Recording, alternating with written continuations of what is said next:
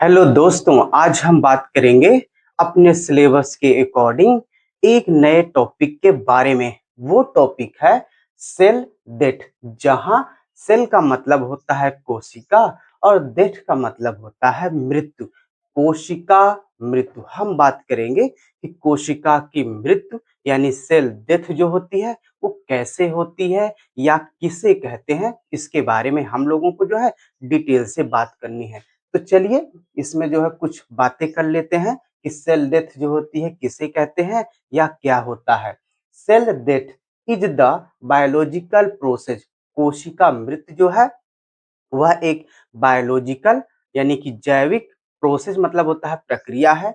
कोशिका मृत्यु जो है वो एक बायोलॉजिकल प्रक्रिया है इन विच इसमें जो होता है ए सेल परमानेंटली स्टॉप। एक कोशिका जो होती है अस्थायी रूप से जो है बंद कर देती है। आल मतलब होता है सभी, इट्स का मतलब होता है अपने, वाइटल फंक्शन जैविक कार्य को कहने का मतलब है कि कोशिका मृत्यु जो होती है वो एक बायोलॉजिकल प्रक्रिया होती है। इसमें एक कोशिका जो होती है अस्थायी रूप से अपने सभी जो है जैविक कार्य को क्या कर देती है, अस्थायी रूप से बंद कर देती है एंड डाई, और फिर उसके बाद उसकी क्या हो जाती है, मृत्यु हो जाती है।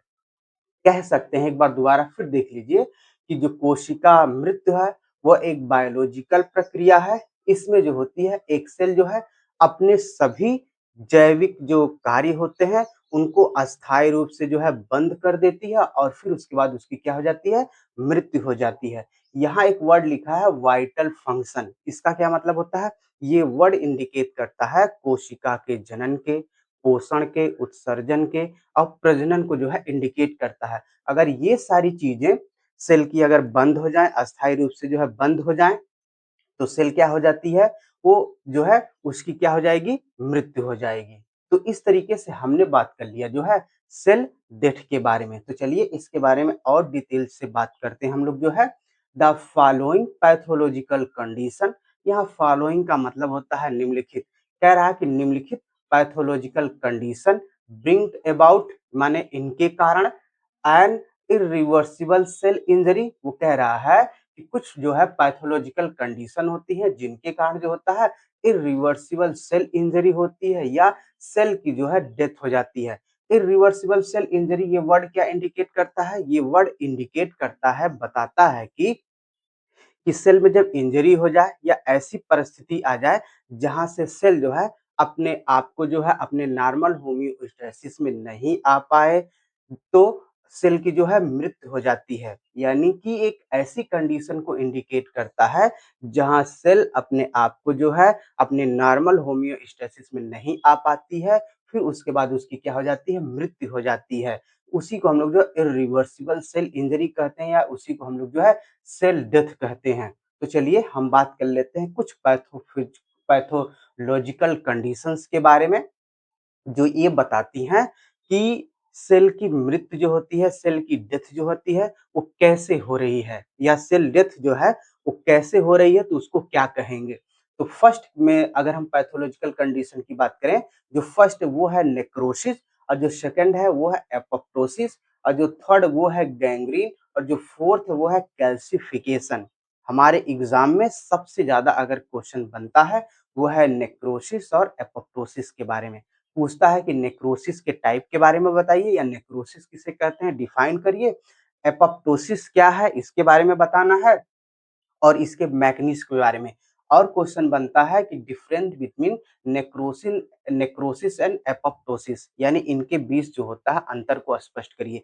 ये सबसे इंपॉर्टेंट 2 नंबर में क्वेश्चन पूछे जाते हैं। अगर एपोप्टोसिस अगर पूछा जा रहा है, एपोप्टोसिस के बारे में बताइए और उसके जो है मैकेनिज्म के बारे में, तब ये 10 नंबर का क्वेश्चन जो है बनता है यहीं से। तो चलिए सबसे पहले बात कर लेते हैं कि नेक्रोसिस किसे कहते हैं, देखेंगे इसमें। Necrosis is defined as cell death. Necrosis को हम लोग बताते हैं या उसका वर्णन करते हैं सेल डेथ के रूप में।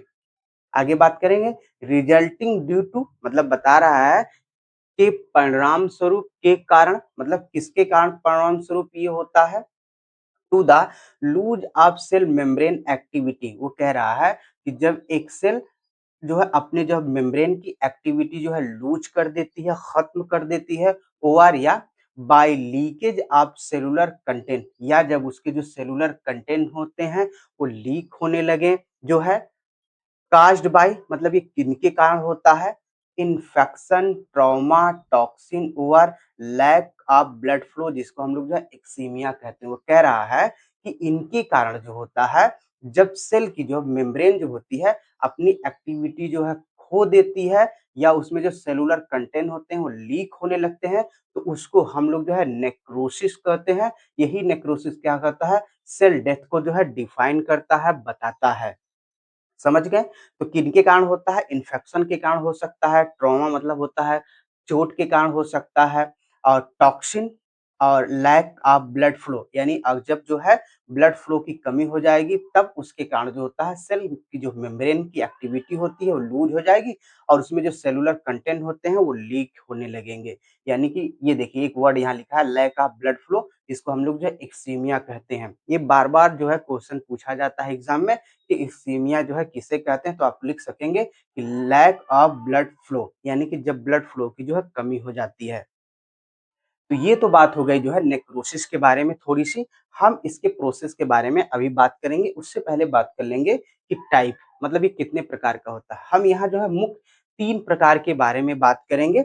जो फर्स्ट है वो है कोगुलेटिव नेक्रोसिस। इसमें देखेंगे is the cell death in the heart और kidney caused by a lack of oxygen और ब्लड। ये कह रहा है कि जब हार्ट और किडनी के जो टिश्यू होते हैं, जब वो मरते हैं, तो कास्ट मतलब जो होता है किनके कारण जो है उनकी जो है सेल और जो है किडनी के जो टिश्यू होते हैं, सेल होते हैं, क्यों मर जाते हैं या किनके कारण मरते हैं?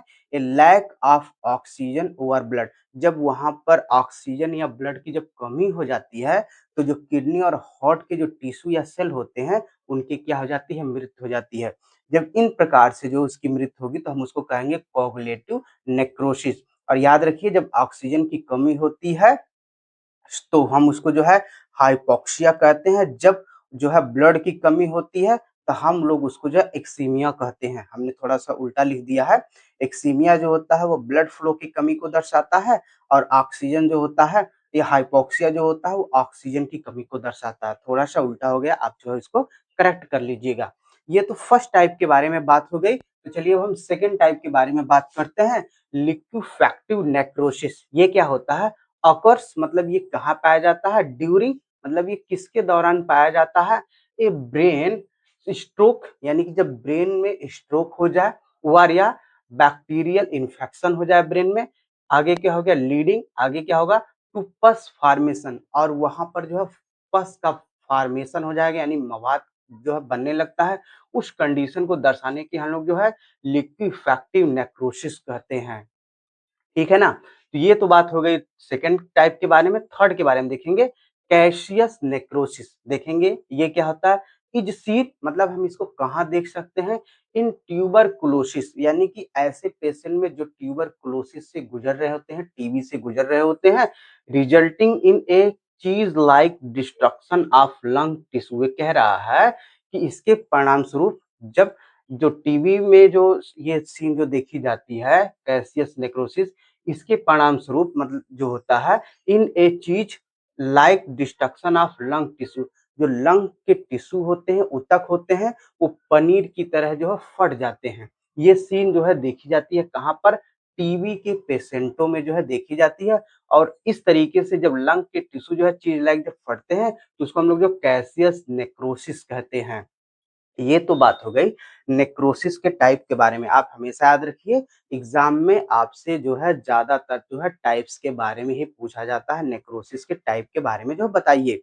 तो चलिए ये तो बात हो गई टाइप के बारे में। अब हम बात कर लेते हैं नेक्रोसिस प्रोसेस, यानी कि नेक्रोसिस की प्रक्रिया जो है कैसे चलती है। मान लीजिए ये जो है हमारी नॉर्मल सेल है, जब इसमें इंजरी हो जाए या इन्फेक्शन हो जाए या इसमें जो है ब्लड फ्लो की कमी हो जाए, तो क्या होगा? Swelling of cell and organelles, जो सेल के अंदर जो ऑर्गेनेल होती है और जो खुद सेल होती है उसमें स्वेलिंग आ जाती है, सूजन आ जाती है। आगे क्या होगा? सेल मेम्ब्रेन रप्चर्ड, जो सेल की जो मेम्ब्रेन होती है रप्चर्ड हो जाती है, टूट जाती है, एंड रिलीज सेलुलर कंटेंट, और जो सेलुलर कंटेंट होते हैं इसमें जो सेल ऑर्गेनल्स होते हैं सब क्या हो जाते हैं, टूटकर जो है बाहर निकलने लगते हैं। ये हो गई बात जो है नेक्रोसिस प्रोसेस के बारे में, और इस तरीके से हमारी नेक्रोसिस प्रक्रिया जो है कंप्लीट होती है। तो हमने अपने इस वीडियो में बात कर लिया है कि जो कुछ पैथोलॉजिकल कंडीशन होती हैं उनके बारे में, कि सेल डेथ जो होती है वो कैसे होती है। फर्स्ट के बारे में हमने बात कर लिया नेक्रोसिस। अब हम बात करेंगे एपोप्टोसिस के बारे में। अभी आप बड़ा पेशेंस बना के रखिएगा, ये जो टॉपिक है सभी टॉपिकों से सबसे लंबी होगी, क्योंकि एपोप्टोसिस के बारे में बात करना है, यही जो है 15-15 मिनट से ज्यादा जो है खींच लेगा। फिर गैंग्रीन है, फिर कैल्सिफिकेशन है। अभी आप वीडियो में बने रहिएगा, हम बात करेंगे एपोप्टोसिस के बारे में। तो चलिए बात कर लेते हैं अपने दूसरे पैथोलॉजिकल कंडीशन के बारे में, वो है एपोप्टोसिस। तो चलिए बात कर लेते हैं कि एपोप्टोसिस क्या है, या एपोप्टोसिस जो है किसे कहते हैं। एपोप्टोसिस एक ऐसी प्रक्रिया होती है जिसमें शरीर के अंदर इन्फेक्टेड, अननेसेसरी, डैमेज और एजेड सेल को जो है एक प्लानिंग के तहत, एक प्रोग्राम के तहत जो है उनको शरीर से रिमूव कर दिया जाता है, हटा दिया जाता है, जिससे हमारा शरीर जो है वो स्वस्थ बना रहता है। इसी को हम लोग जो है एपोप्टोसिस प्रोसेस कहते हैं। तो चलिए बात करते हैं इसमें एपोप्टोसिस और प्रोग्राम सेल डेथ।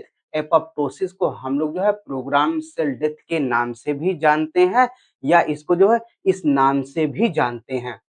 आगे बात करेंगे इज ए हाईली रेगुलेटेड, ये जो है अत्यधिक नियंत्रित, एनर्जी डिपेंडेंट प्रोसेस। ये कह रहा है कि ये अत्यधिक रेगुलेटेड और ऊर्जा पे आधारित प्रक्रिया है। यूज्ड बाय, यह किसके द्वारा उपयोग किया जाता है, मल्टी सेलुलर ऑर्गेनिज्म। यह जो है मल्टी सेलुलर ऑर्गेनिज्म के द्वारा जो है यूज किया जाता है यह प्रक्रिया, क्योंकि ये जो है हाईली नियंत्रित और ऊर्जा पे आधारित होती है। आगे बात करेंगे टू एलिमिनेट, मतलब जो है एलिमिनेट का मतलब हटाया जाता है, अननेसेसरी का मतलब होता है अनावश्यक, एजेड का मतलब होता है वो कोशिकाएं जो बूढ़ी हो गई हैं, ओवर डैमेज सेल। ये कह रहा है ये जो प्रक्रिया होती है वो मल्टी सेलुलर ऑर्गेनिज्म के द्वारा जो है उपयोग किया जाता है। इसमें जो होता है जो एजेड सेल होती हैं, जो डैमेज सेल होती हैं, उनको हटाया जाता है। कैसे?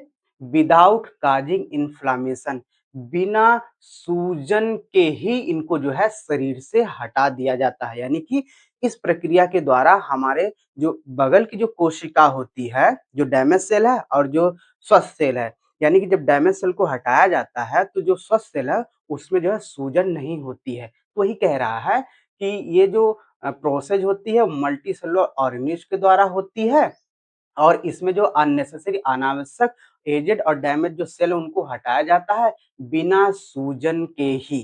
तो ये तो बात हो गई जो है थोड़ी सी एपोप्टोसिस के बारे में। चलिए और इसके बारे में और बेहतर जानकारी ले लेते हैं।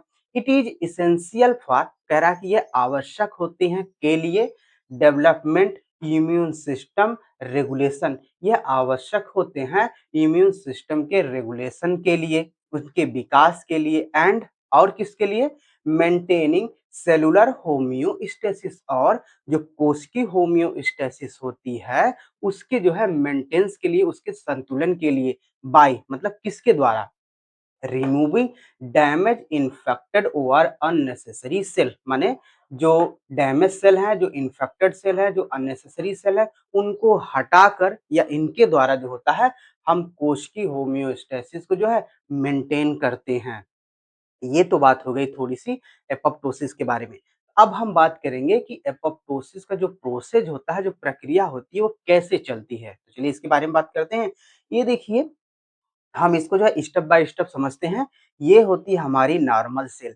जब इसमें इन्फेक्शन हो जाए या स्ट्रेस यानी कि तनाव आ जाए तो क्या होता है, दूसरे स्टेप में देखेंगे cell shrinkage and nuclear condensation. जो सेल होती है वो सिकुड़ने लगेगी, और जो न्यूक्लियर होता है, जो केंद्रक होते हैं, वो कंडेंसेशन यानी कि संघनन होने लगते हैं, यानी कि एकदम जो है जो है कंपैक्ट होने लगते हैं, कि सिकुड़ जाते हैं। आगे बात करेंगे नेक्स्ट स्टेप में। उसके बाद क्या होता है, साइटोप्लाज्मिक ब्लेबिंग ऑन द सरफेस। ये कह रहा है कि जो साइटोप्लाज्म होता है वो जो है सरफेस पर ब्लेबिंग वहां पर होने लगती है, यानी कि वाटर की जैसे बुलबुले यहाँ पर जो है बनने लगेंगे, देख रहे हैं गोल गोल ऐसे बनने लगते हैं सरफेस पर सेल के। नेक्स्ट अगर हम स्टेप की बात करें, इसमें देखें क्या होता है, जो हमारी शेल होती है, पैकिंग ऑफ सेल ऑर्गेनेल इन ब्लेबल्स। ये कह रहा है जो ब्लेबल्स होते हैं उसमें जो सेल के ऑर्गेनेल्स होते हैं वो पैक होने लगते हैं, देख रहे हैं ये ब्लेबल्स होते हैं और इसमें ऑर्गेनेल्स जो होते हैं वो पैक होने लगते हैं। आगे नेक्स्ट स्टेप में फिर उसके बाद होता है एपोप्टोसिस, बॉडी का जो है फॉर्मेशन होने लगता है। फिर उसके बाद क्या होगा, फिर हमारे बॉडी के अंदर, शरीर के अंदर माइक्रोफेज पाई जाती हैं, सेल होती हैं। ये फाइगोसाइटोसिस प्रक्रिया के द्वारा एपोप्टोसिस बॉडी को जो है इनगल्फ कर लेती हैं, खा लेती हैं, जिससे जो डैमेज सेल होती हैं, अननेसेसरी सेल होती हैं, जो एजेड सेल होती हैं, उनकी हमारे शरीर से क्या हो जाती है, सफाई हो जाती है और हमारा शरीर जो होता है वो स्वस्थ जो है बना रहता है। तो इस तरीके से हमने बात कर लिया जो है एपोप्टोसिस के बारे में। लेकिन अभी आप वीडियो में बने रहिएगा, अभी तो इसका सबसे इम्पोर्टेंट पॉइंट जो है बचा है, वो है मैकेनिज्म ऑफ एपोप्टोसिस, जो एग्जाम में सबसे ज्यादा पूछा जाता है। तो हम लोग जो है इसी व्हाइट बोर्ड पर जो है उसके बारे में जो है अभी बात करेंगे। तो चलिए बात करते हैं अब हम लोग जो है एपोप्टोसिस के मैकेनिज्म के बारे में। मैकेनिज्म ऑफ एपोप्टोसिस, इसमें देखते हैं the mechanism primarily operate through two main pathway. The mechanism इसका मतलब होता है क्रियाविधि, प्राइमरली का मतलब होता है मुख्य रूप से, ऑपरेट का मतलब होता है संचालित किया जाता है, थ्रू मतलब होता है द्वारा, टू का मतलब होता है दो, मेन का मतलब होता है मुख्य और पैथवे का मतलब होता है रास्ता। कहने का मतलब है कि ये दो मुख्य रास्तों के द्वारा जो है इस क्रिया विधि को जो है मुख्य रूप से संचालित किया जाता है। तो इसके बारे में हम बात करेंगे, वो कौन से दो मुख्य पैथवे होते हैं, रास्ते होते हैं, जिनके द्वारा जो है एपोप्टोसिस को जो है संचालित किया जाता है। वो फर्स्ट पैथवे है, वो है इंट्रिंसिक ओआर माइट्रोकांडियल पैथवे, और दूसरा होता है extrinsic or death receptor pathway. इन पैथवों को पढ़ने से पहले आप एक चीज जरूर जान लीजिए कि इनसे क्वेश्चन जो है बहुत बार जो है फार्मेसी में जो है पूछा गया है विगत वर्षों में, और वो क्वेश्चन होते हैं 10 नंबर का। तो चलिए हम स्टार्ट करते हैं पहले पैथवे के बारे में, वो है इंट्रेंसिंग ओर माइट्रोकांडियल पैथवे। देखेंगे इसमें दिस पैथवे मतलब यह रास्ता, इज इनिशिएट मतलब शुरू होता है, इनिशिएटेड का मतलब होता है शुरू होना। कह रहा कि दिस पैथवे मतलब यह पैथवे इज इनिशिएट मतलब शुरू होता है, व्हेन जब ए प्रॉब्लम अकर मतलब एक समस्या उत्पन्न होती है, इनसाइड द सेल यानी सेल के अंदर। कह रहा है कि यह पैथवे जो है तब शुरू होता है जब एक समस्या जो है स्टार्ट होती है, पाई जाती है इनसाइड सेल, सेल के अंदर। आगे बात करेंगे, सच एच जैसे डीएनए डैमेज, यानी डीएनए जो है या तो डैमेज हो जाए, और सेवर मतलब होता है गंभीर स्ट्रेस या गंभीर तनाव जो है उत्पन्न हो जाए, तब जो है ये पैथवे जो है स्टार्ट होता है। तो ये पैथवे कैसे स्टार्ट होता है, हम इसको जो है स्टेप बाय स्टेप जो है पढ़ेंगे। फर्स्ट स्टेप होता है स्टेट सिग्नलिंग। कह रहा है कि तनाव का संदेश जब जो है जनरेट होता है या भेजा जाता है, कैसे जनरेट होता है देखेंगे।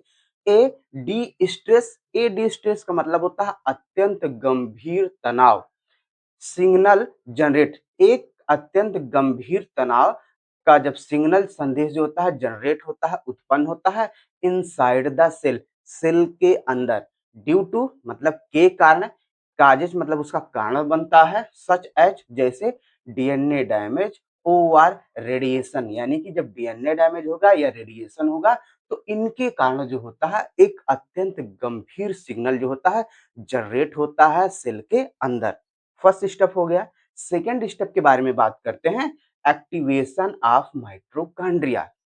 मतलब जो माइट्रोकांड्रिया होता है वो सक्रिय हो जाता है, कैसे, the power house of the cell. जो माइटोकॉन्ड्रिया होता है हम उसको power house of the cell कहते हैं। आगे बात करेंगे, the mitochondria make its membrane permeable. जो माइटोकॉन्ड्रिया होता है वो अपने जो मेम्ब्रेन होती है, जो झिल्ली होती है, उसको परमेबल बना देती है, पारगम्य बन जाती है। क्या है पारगम्य बन जाती है? बात करेंगे रिलीज ऑफ साइटोक्रोम। जैसे ही माइटोकॉन्ड्रिया की जो मेम्ब्रेन होती परमेबल होगी तो वहां से रिलीज ऑफ साइटोक्रोम सी होने लगता है, यानी साइटोक्रोम सी जो होते हैं वो रिलीज होने लगते हैं। ये नेक्स्ट स्टेप है। हम इसमें बात करेंगे रिलीज ऑफ साइटोक्रोम सी। देखेंगे a protein called cytochrome c. ये जो होता है, ये जो प्रोटीन सी होता है, ये साइटोक्रोम सी जो होता है उसको हम लोग जो है प्रोटीन कहते हैं। प्रोटीन होता है leak out from the mitochondria in the cytoplasm. ये कह रहा है ये माइटोकॉन्ड्रिया से जो है लीक होकर जो है साइटोप्लाज्म में चला आता है। कैसे? ये देख लीजिए, मान लीजिए कोई सेल है और इसमें माइटोकॉन्ड्रिया है, तो माइटोकॉन्ड्रिया से साइटोक्रोम सी जो है रिलीज होकर इस सेल के साइटोप्लाज्म में चला आता है। तो ये कह रहा है वो। फिर उसके बाद क्या होता है, या साइटोक्रोम सी जो होता है वो प्रोटीन होता है, ये लीक होकर मतलब माइटोकॉन्ड्रिया से लीक होकर जो है वो साइटोप्लाज्म में जो है चला आता है। ये स्टेप की बात हो गई। नेक्स्ट स्टेप में क्या होता है, फॉर्मेशन ऑफ एपोप्टोसोम, यानी एपोप्टोसोम का जो है निर्माण होता है। देखेंगे cytochrome c combined with other protein. जो साइटोक्रोम सी होता है वो दूसरे प्रोटीन से कंबाइंड हो जाता है, जुड़ जाता है। सच एच, जैसे वो कौन से दूसरे प्रोटीन होते हैं, वो है Apaf one to form a wheel like structure. मतलब जैसे एपाफ1 से ये साइटोक्रोम सी जैसे ही कंबाइंड होता है टू फॉर्म मतलब जो है निर्माण करता है, बनाता है ए व्हील लाइक स्ट्रक्चर, एक चक्र जैसी संरचना बनाता है, कॉल्ड एन एपोप्टोसोम। उसी को हम लोग जो है एपोप्टोसोम कहते हैं। ये तो बात हो गई इस स्टेप के बारे में। तो चलिए नेक्स्ट स्टेप के बारे में हम लोग जो है बात करते हैं। लास्ट स्टेप होता है इस पैथवे का, वो है एक्टिवेशन ऑफ कैस्पेसेस। यानी ये कैस्पेसेस क्या होता है, ये एक प्रकार के एंजाइम होते हैं, यानी कि इस एंजाइम का जो है एक्टिवेशन हो जाता है, यानी ये सक्रिय हो जाते हैं। कैसे? This apoptosome activate caspase 9। ये जो एपोप्टोसोम होता है, जो एपोप्टोसोम यहाँ बना है, ये कैस्पेस 9 को जो है एक्टिवेट कर देता है। देखिए लिखा है कि डाइजेस्टिव एंजाइम, ये एक डाइजेस्टिव एंजाइम होते हैं कैस्पेस 9। आगे बात करेंगे विच जो goes on to activate the main destructive enzyme. जो है आगे जाकर जो है एक मुख्य डिस्ट्रक्टिव एंजाइम को जो है एक्टिवेट कर देते हैं। यानी कि ऐसा एंजाइम जो किसी चीज को जो है नष्ट करने की क्षमता रखता है, उसी को हम लोग जो कहते हैं डिस्ट्रक्टिव एंजाइम। यानी कि ये जो होता है कैस्पेस 9 जो होता है आगे जाकर एक जो है विनाशकारी एंजाइम को जो है एक्टिवेट कर देता है, नाउ एज एग्जीक्यूशनर कैस्पेस, जिसको हम लोग जो है एग्जीक्यूशनर कैस्पेस कहते हैं। ये तो बात हो गई जो है फर्स्ट पैथवे के बारे में। अभी आप याद रखिएगा सबसे इंपॉर्टेंट ये जो होता है एंजाइम कैस्पेस 9 जो इसके अंतिम चरण में बना है, यानी कि इस पैथवे के अंतिम चरण में कैस्पेस 9 बना है, इसको आप जो है याद रखिएगा, ये बड़ा महत्वपूर्ण है। तो चलिए अब हम बात करते हैं दूसरे पैथवे के बारे में, वो है एक्सट्रेंसिंग ओवर डेथ रिसेप्टर पैथवे। देखेंगे इसमें जो है दिस पैथवे बिंग, मतलब ये कह रहा है कि ये पैथवे जो होता है बिगिंस, मतलब ये पैथवे जो है शुरू होता है when the cell receive death signal. मतलब ये पैथवे तब शुरू होता है जब सेल को जो है एक डेथ सिग्नल यानी मृत्यु का संदेश जब मिलता है या प्राप्त होता है फ्रॉम द आउटसाइड। कहाँ से? बाहर से। जब जो है सेल को एक जो है डेथ सिग्नल जो है प्राप्त होता है, आगे सच एच जैसे command from the cell of the immune system, यानी इम्यून सिस्टम से जो है सेल को जो है एक कमांड मिलता है, आदेश मिलता है, किसका? डेथ सिग्नल का। तो आगे क्या होता है इस पैथवे में, हम इसके जो है पैथवे में स्टेप बाय स्टेप बात करेंगे कि कैसे ये पैथवे जो है चलती है। देखेंगे बाइंडिंग टू डेथ रिसेप्टर, यानी कि जो डेथ रिसेप्टर होता है उससे जो है बंधता है। क्या बंधता है देखेंगे, डेथ रिसेप्टर सच एच, मतलब डेथ रिसेप्टर होते हैं जैसे फैस एफ फैस रिसेप्टर, या इसी को हम लोग जो है TNFR, ये जो दो रिसेप्टर होते हैं, जो फैस रिसेप्टर या TNFR रिसेप्टर, ये डेथ रिसेप्टर होते हैं, are present on the outer surface of the cell, ये सेल के जो है बाहरी जो है सतह पर जो है पाए जाते हैं। कौन? ये फैस और TNFR रिसेप्टर। आगे देखेंगे a specific molecule from the outside, मतलब एक विशिष्ट जो होता है मॉलिक्यूल, जो होता है अणु जो होता है, वो बाहर से जो है आता है, कॉल्ड ए लिगेंड, हम उसको लिगेंड कहते हैं, यानी कि बाहर की तरफ एक विशिष्ट प्रकार का जो है मॉलिक्यूल्स जो है पाया जाता है, जिसको हम लोग जो है लिगेंड कहते हैं। Come and bind to them, और वो आता है और इस डेथ रिसेप्टर से जो है बाइंड हो जाता है, जुड़ जाता है।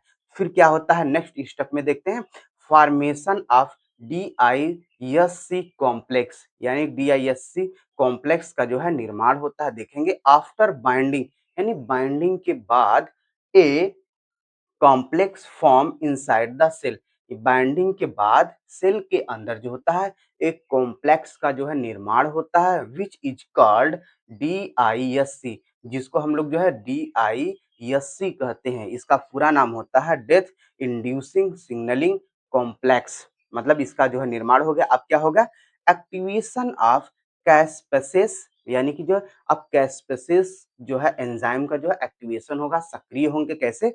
दिस कॉम्प्लेक्स डायरेक्टली एक्टिवेट कैस्पेस 8, ये कॉम्प्लेक्स जो होता है डायरेक्ट रूप से, सीधे रूप से जो है वो कैस्पेस 8 को जो है एक्टिवेट कर देता है। अब हमको जो है सबसे ज्यादा याद करने की क्या जरूरत है, जो हमने पढ़ाया है फर्स्ट पैथवे में जो बना है कैस्पेस 9 एंजाइम, और इस पैथवे के लास्ट में जो बना है कैस्पेस 8, ये दोनों जो एंजाइम जो होते हैं वो क्या करते हैं, एग्जीक्यूशनल फेस, यानी कि एग्जीक्यूशन फेस, एक अंतिम अवस्था मानी अंतिम चरण को जो है ये एक्टिवेट करते हैं अपने अंतिम, ये दोनों मिलकर जो होता है ये अवस्था को स्टार्ट करते हैं एग्जीक्यूशन फेज को। यानी इसमें क्या होता है, ये कैसे जो है ये दोनों एंजाइम जो है इस अवस्था में आकर जो है भाग लेते हैं, क्या करते हैं, इसके बारे में हम अपने जो है इसी व्हाइट बोर्ड पर जो है अभी बात करेंगे। आप वीडियो में जो है प्लीज बने रहिएगा। चलिए बात कर लेते हैं एग्जीक्यूशन फेज के बारे में। जैसा कि हम जानते हैं जो एपोप्टोसिस की जो मैकेनिज्म थी वो दो पैथवे के द्वारा जो है कंप्लीट हुई थी या ऑपरेट हुई थी। हम जानते हैं जो फर्स्ट पैथवे था उसके लास्ट में जो है कैस्पेस 9 एंजाइम बना था, और जो सेकेंड पैथवे था उसके लास्ट में जो है कैस्पेस 8 एंजाइम जो है बना था। तो बात करेंगे कि ये दोनों एंजाइम जो होते हैं वो कैसे एग्जीक्यूशन फेज में जो है आगे बढ़ते हैं या इस प्रक्रिया को जो है आगे बढ़ाते हैं। देखेंगे whether the pathway is intrinsic और extrinsic both in the exact same way, ये कह रहा है कि जो इंट्रेंसिंग और जो है एक्सट्रेंसिंग पैथवे के दौरान जो एंड प्रोडक्ट बना था उनका जो रास्ता होता है वो सेम होता है, इन दोनों का रास्ता जो होता है वो सेम होता है। कैसे होता है आगे बात करेंगे। इसको एजुकेशन फेज को हम लोग समझने के लिए स्टेप बाय स्टेप में जो है समझते हैं। तो चलिए समझते हैं क्या होता है।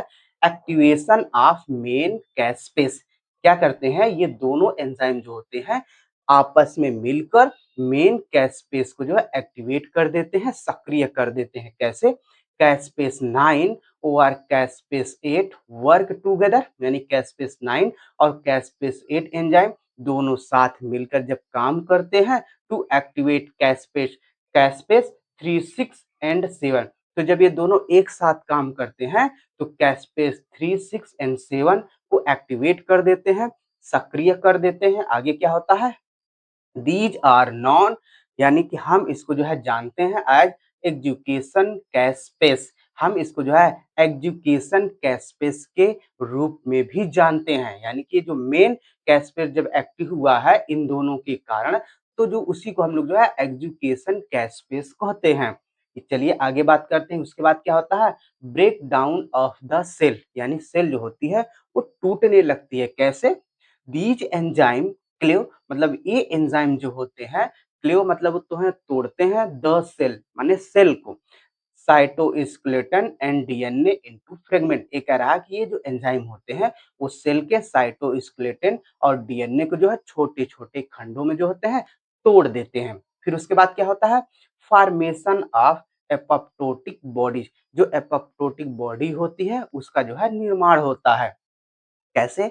The cell shrink and break apart into small. ये कह रहा है जो सेल होती है वो श्रिंक माने सिकुड़ने लगती है, एंड ब्रेक मतलब होता है टूटने लगती है, ए पार्ट मतलब होता है अलग अलग, इनटू स्मॉल। ये कह रहा है कि जो सेल होती है वो सिकुड़ने लगती है और जो है अलग अलग यानी कि छोटे छोटे अलग अलग पार्ट में जो है टूट जाती है। कैसे? आगे क्या होता है, content vesicle called apoptotic bodies. जो कंटेंट जो भाग होता है वेसिकल का, यानी कि ये जो सेल होती है टूट टूट कर छोटी छोटी थैलियों में जो है कन्वर्ट हो जाती है, कॉल्ड उसी को हम लोग जो एपोप्टोटिक बॉडी कहते हैं।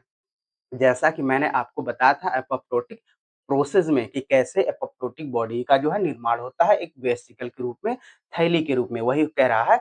तो जो एपोप्टोटिक बॉडीज होती है वो थैली के रूप में जो है उसका निर्माण होने लगता है। आगे आगे बात करेंगे, ensuring ensuring no damage to neighbouring cell. ये कह रहा है ये निश्चित किया जाता है, इंश्योरिंग मतलब होता है कि इंश्योर मतलब निश्चित किया जाता है, नेबरिंग सेल जो पड़ोसी सेल हैं वो डैमेज ना हो पाए। तो चलिए इसको एक बार फिर समझ लेते हैं। द सेल श्रिंक, जो सेल होती है वो सिकुड़ने लगती है और जो है छोटे छोटे अलग अलग पार्ट में जो होती है वो टूट जाती है। उसके बाद कंटेन वेसिकल, फिर उसके बाद वो एक थैली के रूप में जो है कन्वर्ट हो जाती है। इसी को हम लोग जो है एपोप्टोटिक बॉडीज कहते हैं। फिर उसके बाद ये श्योर किया जाता है कि जो नेबरिंग सेल होती हैं, जो पड़ोसी सेल होती हैं, वो डैमेज ना हो पाए। आगे बात करेंगे, फिर उसके बाद क्या होता है लास्ट स्टेप में, क्लियरेंस, या इसी को हम लोग कहते हैं फैगोसाइटोसिस। फैगोसाइटोसिस प्रक्रिया के द्वारा जो एपोप बॉडीज होती हैं उनको क्लीन कर दिया जाता है, साफ कर दिया जाता है। कैसे देखेंगे, फाइनली मतलब होता है अंतिम, इम्यून डिफेंस सेल, जो इम्यून डिफेंस सेल होती हैं लाइक जैसे मैक्रोफेज अराइव टू इनगल्फ, मतलब वहां पहुंचती हैं और उस एपोप्टोटिक बॉडी को इनगल्फ कर लेती हैं, खा लेती हैं, and completely clear away the cellular fragment. ये जो सेलुलर फ्रेगमेंट होता है उस रास्ते से पूरी तरीके से वहां से क्या कर देती हैं, वहां से हटा देती हैं। फिर एक बार समझ लेते हैं, फाइनली अंतिम रूप से जो है जो इम्यून डिफेंस सेल होती है जैसे मैक्रोफेज अराइव वहां पहुंचती हैं और उसको खा लेती हैं, एंड और कंप्लीट मतलब होता है पूरी तरीके से क्लियर मतलब सफाई कर देती हैं अवे दीज सेलुलर फ्रेगमेंट। जो सेलुलर फ्रेगमेंट होते हैं, जो सेलुलर जो टुकड़े होते हैं उनको जो है उस रास्ते से जो है कंप्लीट रूप से खाकर वहां क्या कर देती हैं, सफाई कर देती हैं। इस तरीके से हमने बात कर लिया जो है एपोप्टोसिस मैकेनिज्म के बारे में, और उसमें जो पैथवे होता है मैक्न्यूज जो है 2 पैथवे से कैसे कंप्लीट होता है, हमने उसके बारे में जो है कंप्लीट रूप से बात कर लिया। अब हम बात करेंगे तीसरे पैथोलॉजिकल कंडीशन के बारे में। जो तीसरा पैथोलॉजिकल कंडीशन था वो है गैंग्रीन। तो चलिए देख लेते हैं कि गैंग्रीन जो है किसे कहते हैं।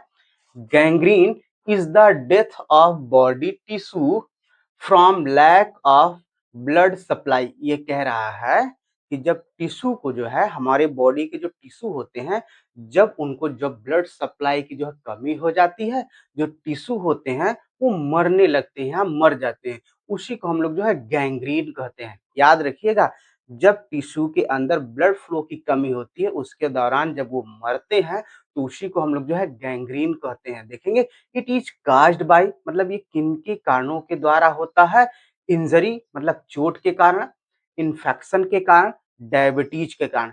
सबसे प्रमुख कारण होता है डायबिटीज, याद रखिएगा, इसके कारण जो है गैंग्रीन सबसे ज्यादा जो है क्रिएट होती है, उत्पन्न होती है। तो चलिए आगे बात करते हैं टाइप ऑफ गैंग्रीन। गैंग्रीन जो होती है वो कितने प्रकार की होती है, बात करेंगे। There are 3 form of gangrene. Gangrene के जो है यहाँ पर 3 रूप होते हैं। जो फर्स्ट होता है वो है ड्राई गैंग्रीन, सूखा गैंग्रीन, और जो होता है एक होता है वेट मतलब गीला गैंग्रीन, एक होता है गैस गैंग्रीन। तो चलिए इनके बारे में हम लोग जो है वन बाय वन जो है देखते हैं या पढ़ते हैं।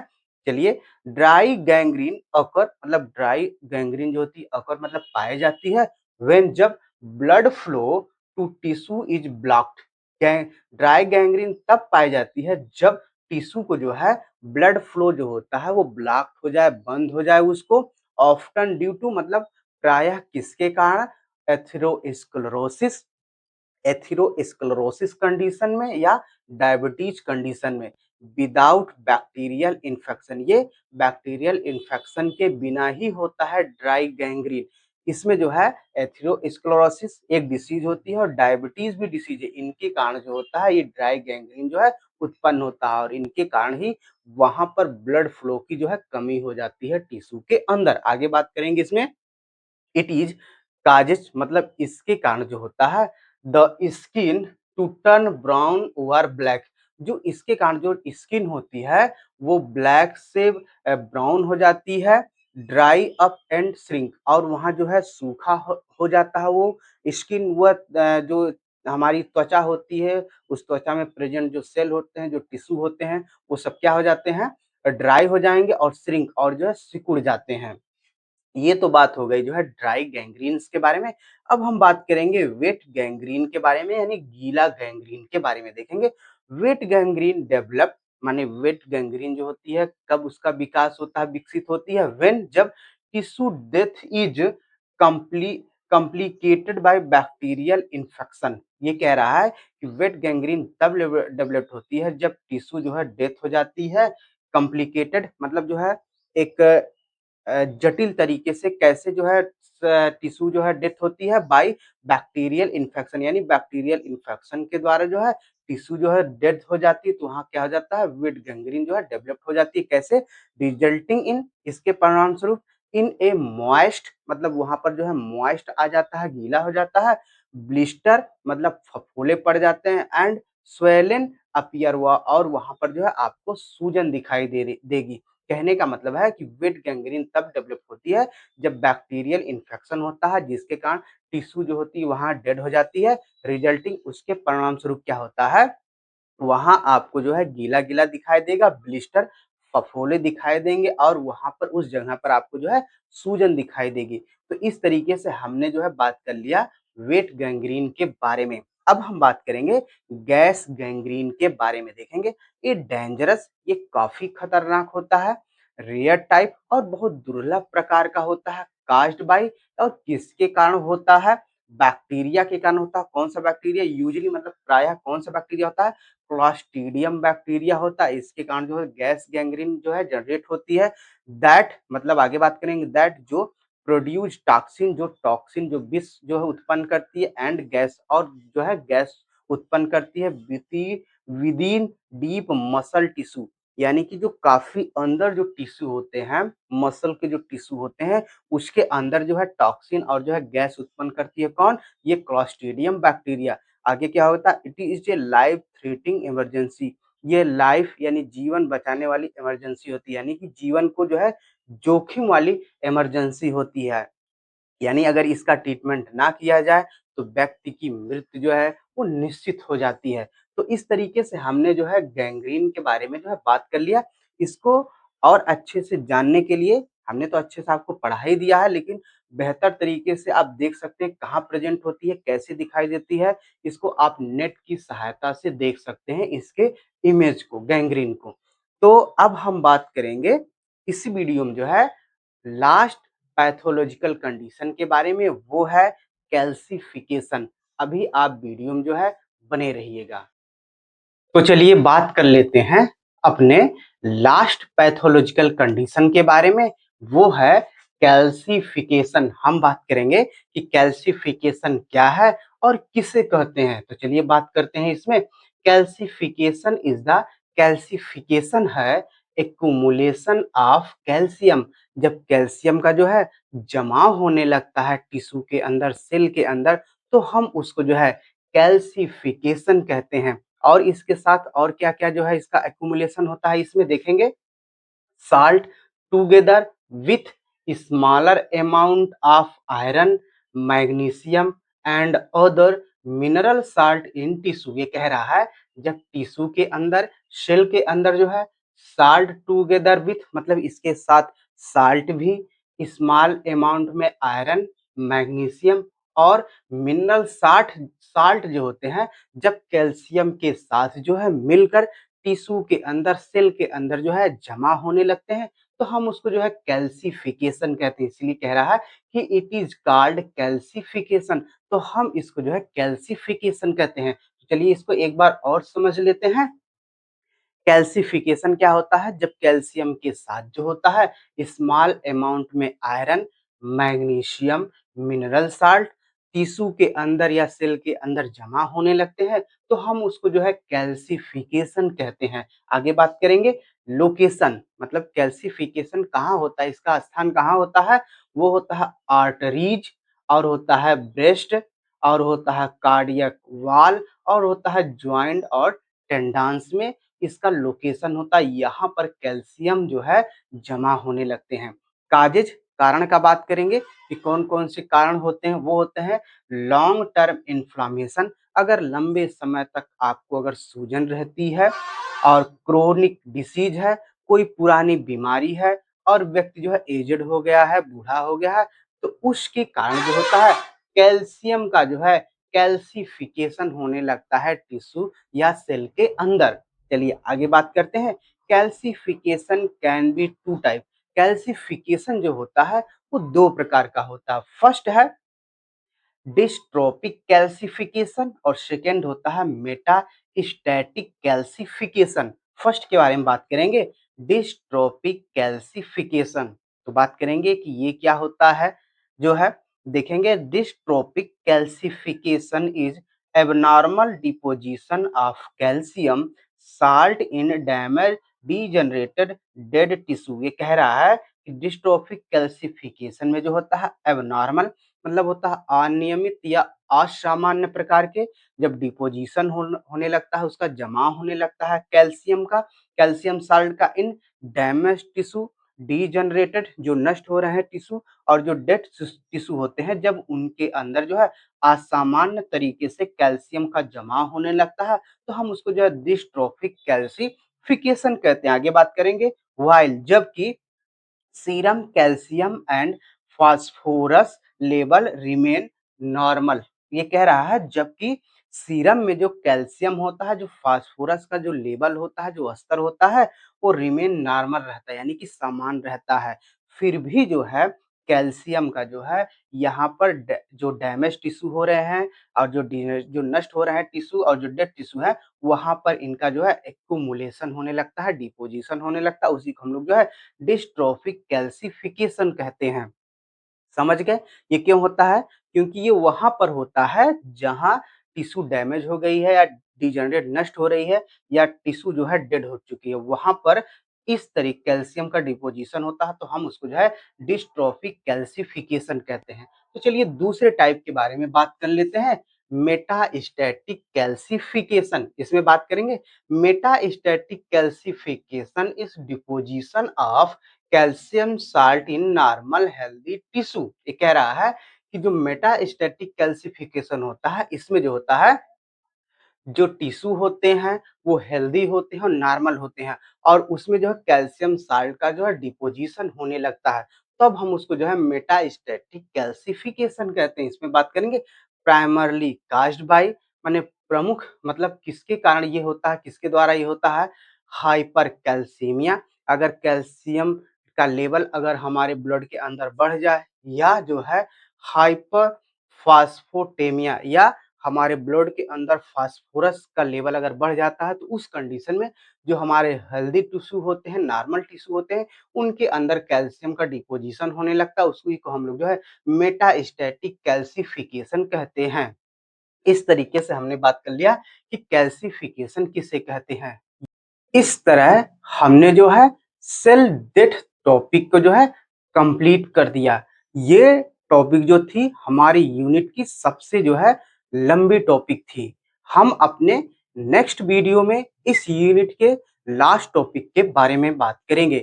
अगर हमारा प्रयास आपको समझाने में सफल रहा, तो प्लीज चैनल को सब्सक्राइब करना ना भूलें। इसके साथ एक लाइक और कमेंट जरूर करिएगा मित्रों।